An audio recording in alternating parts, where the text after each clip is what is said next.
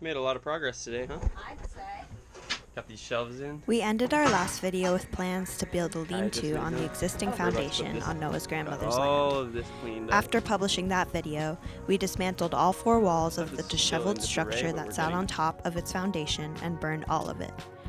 A whole house, or half a house, was all burned down to a small pile of ashes. We mowed and weed whacked and got the area all prepped to start construction. Thinking that's gonna be about. We made a materials height we list want. and a blueprint for our Pretty tall. structure. It's very tall. The land so far has been through many transformations. Let's backtrack and see how we got here.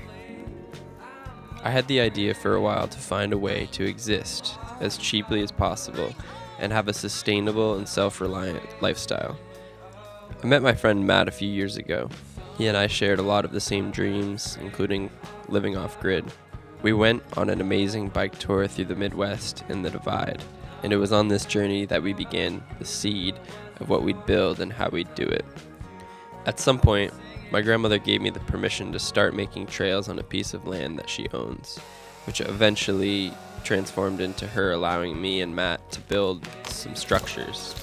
I bought an old camper, restored it, and put it on the land. That project just about destroyed my will to build anything ever again, but more on that in another video. Matt got to work building his cabin. At first, he planned to build a foundation with granite slabs in a location on one end of the property, but then he decided to reconfigure his build to the opposite side of the property on a different abandoned foundation.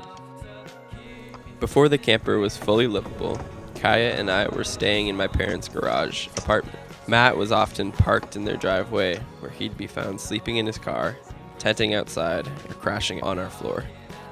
We all had jobs and responsibilities we kept up with while building. We left for New York when the weather started turning. Kaya had to return to her band and other commitments in the city. Meanwhile, Matt struggled to find the time and energy to continue with his house. The summer had taken a lot out of all of us. Over Thanksgiving, Kaya, my parents, and I helped Matt get his cabin insulated before the winter really set in. But without electricity and running water, the house wasn't really livable yet. So Matt rented an apartment and planned to pick back up his building when it got warm again. Last summer was a tough and chaotic time for us all, and a lot of the joy of building was gone. So our main goal for this summer's projects was to stay calm. Do we say anything? We just start.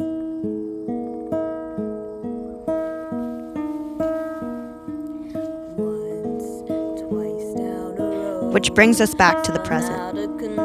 Noah and I were messaging local sawmills and debating how to fill in the fourth side of the foundation, dreaming up the off-grid home we'd live in, rent-free, so we'd be able to go on tour as Telescope Club. I'll leave it to Matt to explain what's next. Should you get some cute shots now? Okay. What do you remember about the beginnings of building? Where did the dream start, and why did you decide to do this? Whoa. Where did the dream start? I've always wanted to build, and I definitely was at a time in my life where I needed a creative output, I needed to make something. And I think one day I was just walking around with Dan, and he was like, well, there's this perfectly good foundation already here, why don't you just build on that? And so I think that just sat with me for a few weeks, and then I just made a very impulse decision to buy all of the lumber I needed, all the plywood, all the 2x4s. So the foundation was good to go, and to my surprise it was perfectly level and square, so that's a lot of hard work out of the way.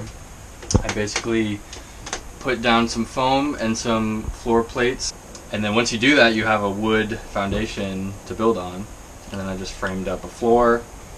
I was trying to insulate the floor, so I had to actually go under and nail from underneath. Then I just framed up each wall one by one. Then you do the trusses. I ended up using these metal hurricane strips, kind of like you have here, which help set the rafters, that's what they're called, in place. And then I put plywood on the roof, and then I put the rain and water shield on and put the metal roof on. Dan helped with that, and we cut the fireplace hole. And then I gave up. I basically had a well, Noah and I had a very heart-to-heart convo over the phone, and I had been making plans to finish that spot for a few months. I really was just avoiding it like the plague, because first of all, I didn't know what to do next. I didn't know how to do it all myself, and I didn't know like what left I still had to do. And you guys are finding out that like it's so much. Like there never was any chance of me finishing it from where it was in just like a few days. So I think I just realized that one day, and that the fact that you guys decided to stay up here, I thought it would be a relief for me and also for you guys to start fresh. And my original plan was to build something on wheels, so now I have a lovely trailer to do that with. What's your project? Yeah, so today I had just picked up this 28-foot hand-welded trailer that I got on Facebook Marketplace. It's going to be a shepherd hut. They're usually actually really tiny, like they're probably smaller than like this space that we're in. But people have since taken that idea with the sort of bowed roof and the tin roof and kind of glamorized it to these like glamping things. And I think a lot of people like use them as sort of Airbnbs or like summer camps, but I just want one to live in. We are so grateful for Matt's hard work and generosity. We plan on taking what he started and making it the best we can. Even though he did so much, there's a lot left to do. We're going to get back to work on that now, but stay tuned to see how far we've come already. This episode, we featured Matt's music, which is released on streaming platforms. Thanks for watching. Our next sponsor is Squilly's Laundry Service. Squilly's Laundry Service has been around for 25 years, as well as Squilly's All Natural Peanut Butter. Squilly's All Natural Peanut Butter is the peanut butter for you. Rub it on yourself or rub it on your butt. Something. Either way, rub it on yourself or rub it on your sandwich. Doesn't matter. We make it for you. Squilly's All Natural Peanut Butter. That's it. All right. Thanks for listening.